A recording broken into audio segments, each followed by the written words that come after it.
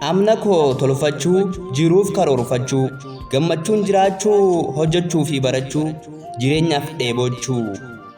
balbala nutti bante hiyyummaa maal jechuu imala jalqabee hiyyummaa baqachuu imala jalqabee hiyyummaa si baqachuu arrallee gammachuu barullee gammachuu uff jedhee raahachuu barbaacha mootichaa faarfachaa dubbachaa esuma qabachaa gammachuu argachaa hallayyaa seeniin hiyyummaa cha'u hallayyaa seeniin hiyyummaa cha'u jadi sootuma sasseeqaa si'eessee sammuusiif sirreessaa sooressisumaa siitoof tasgabbeessaa sooressisumaa siitoof tasgabbeessaa mee maaliif malammaltu maasiyaa miliqii moo addumartu maalummaan mo'achuu fi mo'amuu of marammaran malaan mul'atu